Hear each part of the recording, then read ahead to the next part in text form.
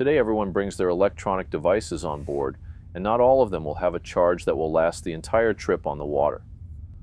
I decided to install a combination USB and C charger, and it also shows me the voltage at the device.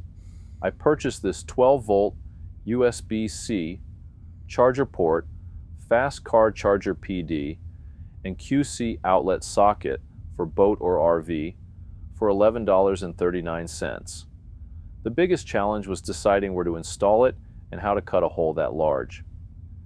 In this case, there was a smaller hole that was used for a horn button, and since the hole was already there, it just needed to be made twice as large.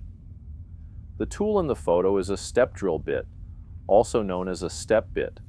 It's used to drill holes of different diameters in thin materials like sheet metal or plastic. The step design allows the bit to drill progressively larger holes without needing to change bits. Each step on the bit is marked with a size, as seen in the image. The black ring is the plastic nut that secures the plug to the back of the helm. It is really simple to use.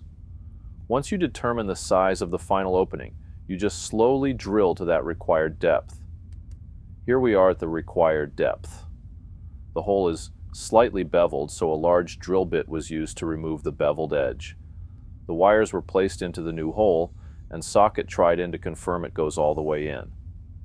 The black ground wire is attached to the black ground on any of the current gauges. The red wire from the charging socket is spliced into the spade connector of the accessory switch, protected with a 5-amp circuit breaker.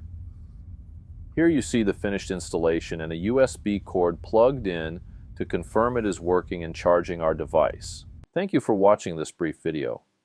Please click on the like button, subscribe to my channel, and feel free to leave a comment. I usually respond to comments in 24 to 48 hours. Have a great day today and every day.